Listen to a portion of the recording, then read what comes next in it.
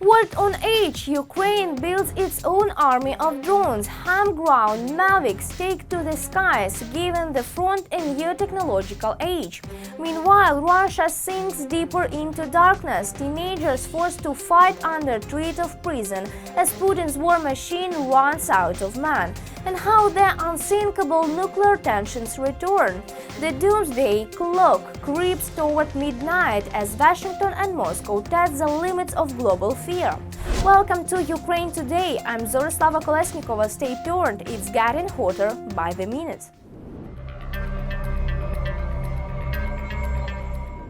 Ukraine launches its own Maviks. Domestic drone production takes off. Ukraine is entering a new era of technological warfare. Ukraine engineers are now producing their own frontline drones, compact, powerful and affordable, modeled after the famous Mavik but fully made in Ukraine. These drones are already helping defenders adjust artillery fire, detect enemy targets and strike with precision. Can Ukrainian innovation outspace Russia's war machine? The sky may soon belong entirely to Ukraine. Reconnaissance, fire adjustment, and striking targets by dropping munitions. The Chinese Mavik drone is practically the main weapon of the Ukrainian armed forces in the war against the occupier. And now Ukrainian industry has begun supplying domestically produced Mavik-type UAVs to the front lines. A certain Mr. X invested, created a Ukrainian Mavik, and we will see it soon. We've already delivered the first 1,000 to the battlefield. Compared to the Chinese Mavik, the Ukrainian counterpart has a greater flight range and can carry a heavier payload. It is used not only for reconnaissance but also for strike missions. The importance of Ukrainian drones appearing in this niche can hardly be overstated, since there are huge problems with Mavik supplies to Ukraine.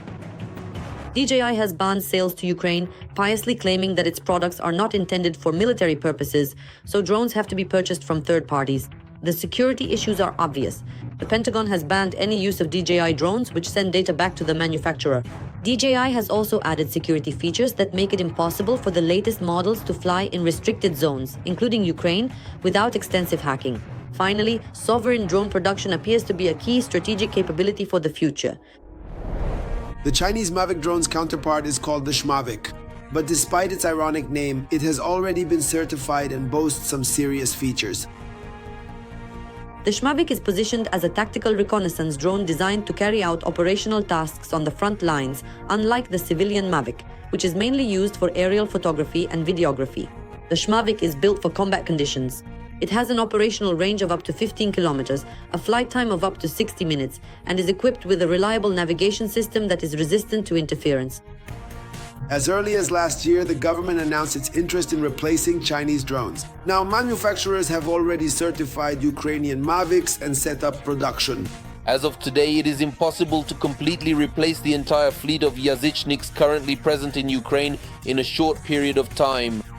Our weapons manufacturers already have developments and designs that meet the needs of our security and defense forces.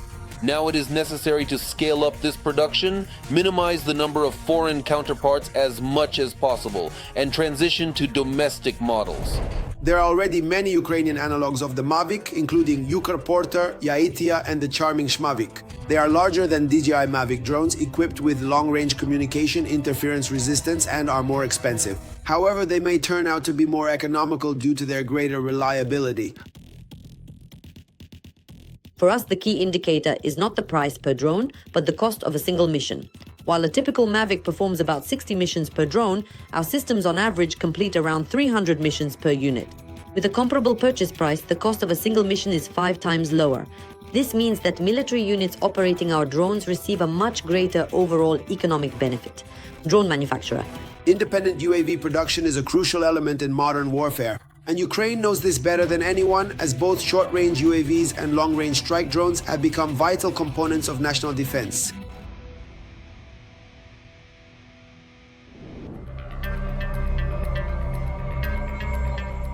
Sign or go to prison. Russia forced teens into war. 18-year-olds are being turned into cannon fodder. In the occupied Donetsk region, young men are given no choice: either sign a military contract or face years behind bars. Correction, fear, and threats have become routine tools of the Russian enlistment officers. How far will the Kremlin go to fill its ranks, and how many lives will be destroyed in the process? Oleg, who was blockaded in Torres Donetsk region, went to the local military enlistment office to register on the third day after his 18th birthday. He was immediately told, either you sign a contract or it's prison. There was no third option. At the enlistment office, they threatened me with prison. They said if I didn't sign, I'd be facing a sentence of 5 to 7 years.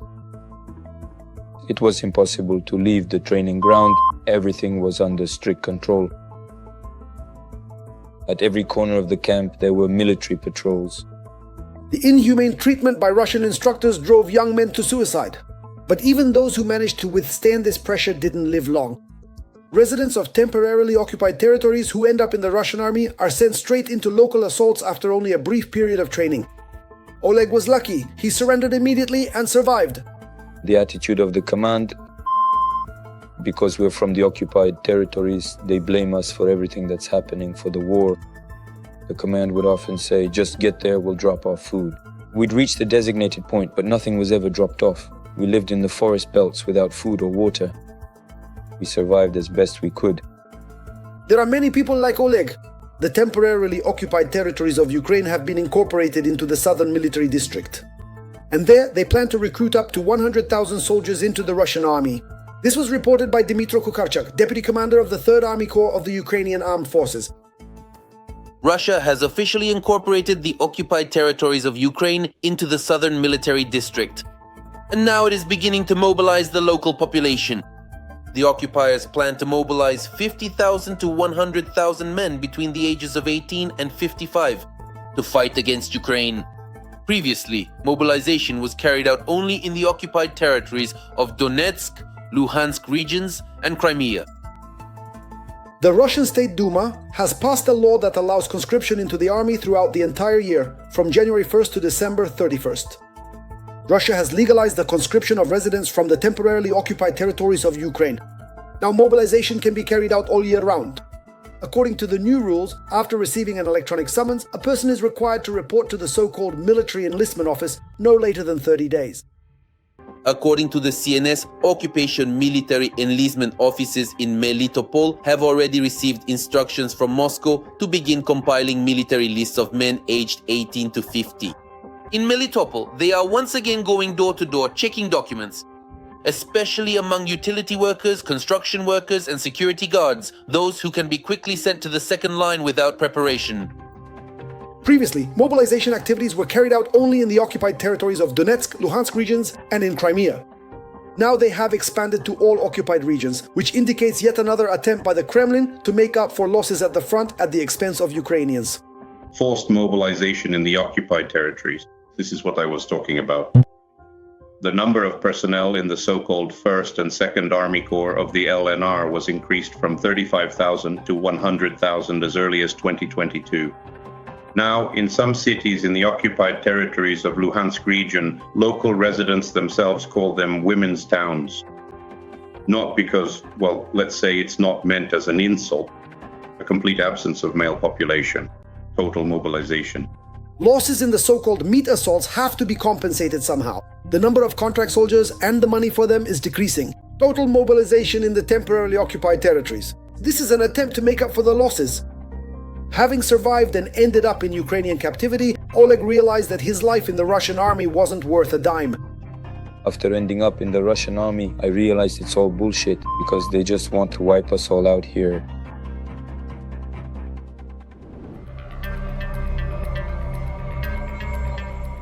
The Doomsday Clock ticks closer. US and Russia flirt with nuclear tests. The world is once again on edge after Putin rejected Trump's peace proposal. Both Moscow and Washington began hinting at nuclear muscle flexing. Intelligence reports suggest the Kremlin is preparing for possible nuclear tests and the White House may respond in kind. Is the planet heading toward a new Cold War or the moment the clock finally strikes midnight? In the background, speaker 1 inhales, the Doomsday Clock is approaching midnight.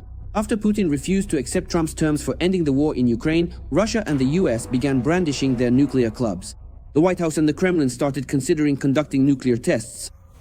All this nuclear hysteria is directly connected to the Trump administration's efforts to end the war in Ukraine at this moment.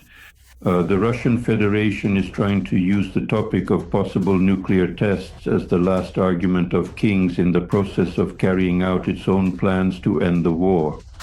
During a meeting between Putin and the Russian Security Council, Defense Minister Andrei Belousov suggested to the dictator to prepare for full-scale nuclear tests, calling it a response to the actions of the United States.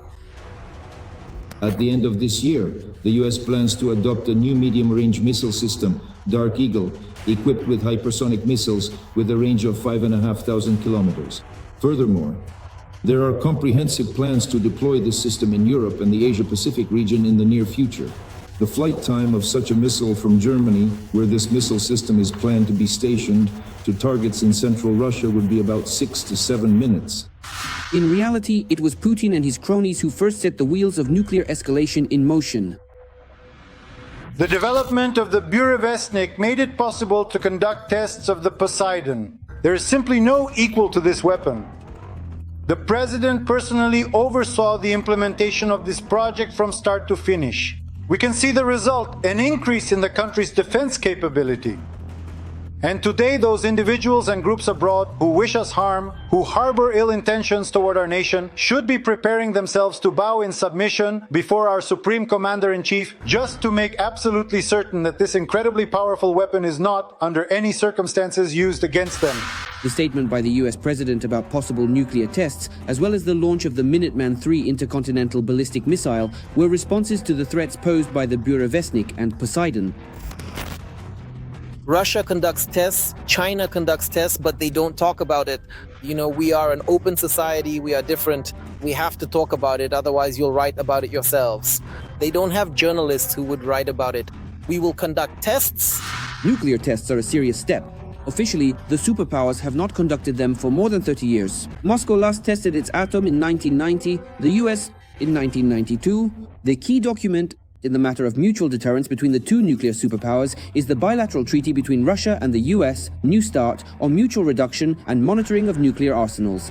The document is valid until February 2026. But in 2023, the occupying country unilaterally suspended the treaty. Currently, in nuclear matters, China has the greatest influence on Russia.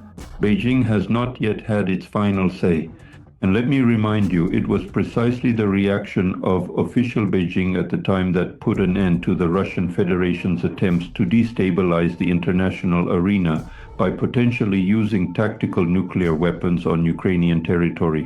It is no coincidence that after meeting with Xi Jinping in South Korea, Donald Trump announced work on a plan for denuclearization involving the US, Russia and China. According to experts, if Moscow does not abandon its nuclear rhetoric in the near future, not only the Americans but also the Chinese will begin to put pressure on the Russian authorities. In addition to the corresponding military pressure from the United States on the Russian Federation and targeted responses, one should also expect diplomatic efforts from official Beijing.